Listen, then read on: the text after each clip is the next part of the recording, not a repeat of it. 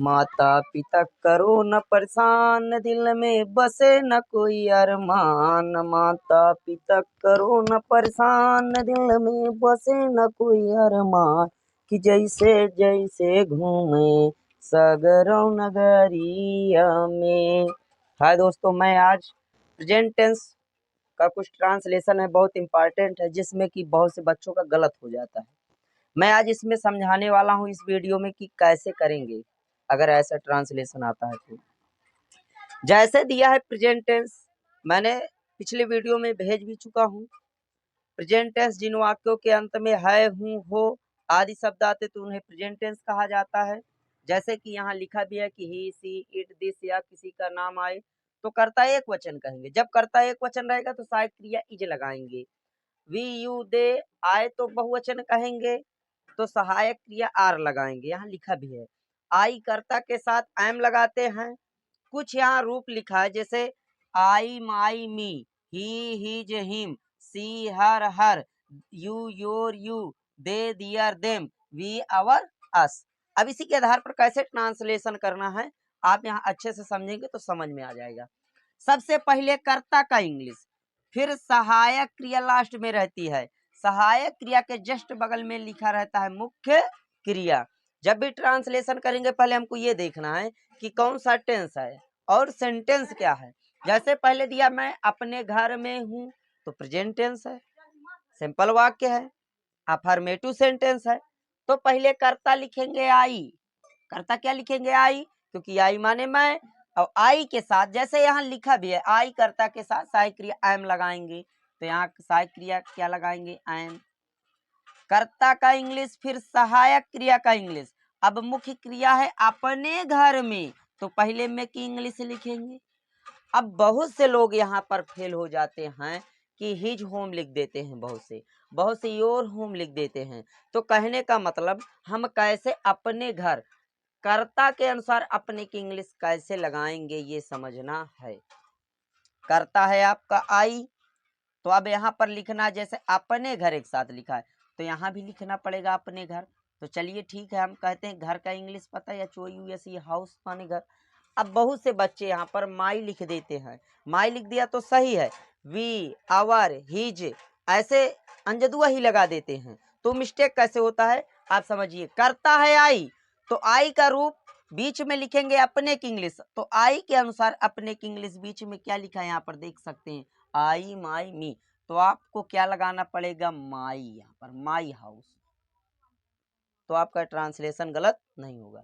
फिर दिया है कि तुम इस समय अपने स्कूल में नहीं हो तो आपको यहाँ से पता चल जाएगा कि प्रेजेंट टेंस है, क्योंकि है, हूँ, हो आया है तो प्रेजेंट टेंस है। अब थोड़ा सा आपको बबुआ ये समझना है कि ये सेंटेंसवा ससुरा कौन सा है। अगर सेंटेंसवा नहीं समझ पा रहे हैं तो थोड़ा सा मिस्टेक हो सकता है। सेंटेंस है निगेटिव सेंटेंस, क्योंकि निगेटिव सेंटेंस का मतलब नकारात्मक वाक्य। तो पहले करता है तुम तो करता YOU, यू माने तुम। अब बबुआ आप समझ सकते हैं कि कर्ता के अनुसार सहायक क्रिया का इंग्लिश लिखेंगे। जब कर्ता यू है तो अब ये देखेंगे कि यू के साथ सहायक क्रिया क्या लगाएंगे। यहाँ पर देख सकते हैं वी, यू, दे आए तो बहुवचन कहेंगे। जब बहुवचन है तो सहायक क्रिया का लगाएंगे? आर। तो यहाँ पर क्या लगाना पड़ेगा? आर। और बबुआ ये बताइए आप, निगेटिव सेंटेंस भी है क्या? अगर निगेटिव सेंटेंस है ना तो सहायक क्रिया के बाद आपको नाट लगाना पड़ेगा। अब कर्ता का इंग्लिश और सहायक क्रिया निगेटिव सेंटेंस, इसी के सहायक क्रिया के बगल में दिया है मुख्य क्रिया। बबुआ ये तो नहीं निगेटिव सेंटेंस है ना। अपने स्कूल में तो मुख्य क्रिया है अपने स्कूल में तो पहले में की इंग्लिश लिखेंगे इन। अब यहाँ पर भी बच्चे गलत कर देते हैं, बहुत से हिज लगा देते हैं, बहुत से माई लगा देते हैं। अंजदुआ नहीं करना है आपको। देखेंगे करता क्या है? यू। तो यू के अनुसार अपने की इंग्लिश बीच में लिखेंगे तो यू का रूप क्या होगा? बीच में अपने की इंग्लिश ध्यान देंगे, यू, योर। तो बीच में क्या लगाएंगे? योर। इन योर स्कूल, या CHOOL स्कूल। अब मुख्य क्रिया के बगल में लिखा इस समय अदर वर्ड। इस समय, समय की बात आई है तो आपको लगाना पड़ेगा यहाँ एट दिस टाइम, TIME। तो यहाँ पर आपका कन्फ्यूजन जो है आपका दूर हो चुका होगा। फिर दिया है, थोड़ा सा आप अच्छे से समझेंगे तो बिल्कुल समझ में आ जाएगा। सीता आज अपने बगीचे में नहीं है। बबुआ सीता आज अपने बगीचे में नहीं है, तो आपको समझ में आ रहा है कि ये प्रेजेंट टेंस है। फिर आपको ये समझना है कि सेंटेंस कौन सा है, निगेटिव सेंटेंस है। करता है सीता, तो कर्ता का इंग्लिश पहले सीता, सीता हो गया कर्ता आपका। अब कर्ता के अनुसार सहायक क्रिया लास्ट में दिया रहता है, सहायक क्रिया। कर्ता के अनुसार सहायक क्रिया की इंग्लिश लिखेंगे। जब सीता है तो आप यहाँ समझ सकते हैं कि ही, सी, इट, दिस या किसी का नाम आए तो कर्ता एक वचन कहेंगे। जब कर्ता एक वचन है तो सहायक क्रिया क्या लगाएंगे, इज। तो यहाँ पर सहायक क्रिया लगाना पड़ेगा इज। अब निगेटिव सेंटेंस है ना बबुआ, तो आप निगेटिव सेंटेंस को जरूर लगाएंगे, नॉट माने नहीं। अब कर्ता का इंग्लिश सहायक क्रिया, सहायक क्रिया के बाद निगेटिव सेंटेंस। अब लिखेंगे मुख्य क्रिया, अपने बगीचे में। यहाँ पर भी बहुत से बच्चे हिज लगा देते हैं, योर लगा देते हैं, माई लगा देते हैं, तो आपका गलत हो जाता है। तो थोड़ा आप अच्छे से समझेंगे कि हमको कैसे समझना है कि यहाँ पर अपने की इंग्लिश क्या लगाएं। तो अपने बागीचे में, तो पहले में की इंग्लिश इन माने में, पहले में की इंग्लिश लिख देंगे। अब अपने बगीचे की बात आ गई, तो आपको ये देखेंगे कर्ता क्या है, सीता। सीता स्त्री है, तो स्त्री के लिए वह की इंग्लिश क्या लिखते हैं, सी।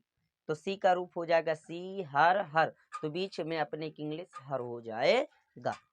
तो यहाँ पर लिखेंगे her garden, GARDEN, her garden. और दिया है other word are today, TODAY। आपका ट्रांसलेशन बिल्कुल राइट, कोई दिक्कत नहीं। फिर दिया है कि वे अपने स्कूल में नहीं है।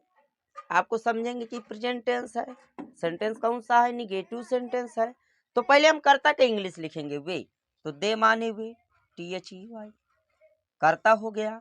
अब आपको ये समझना है कर्ता का वचन है भाई, कर्ता के अनुसार सहायक क्रिया हम लगाएंगे, तो कर्ता को देखना पड़ेगा।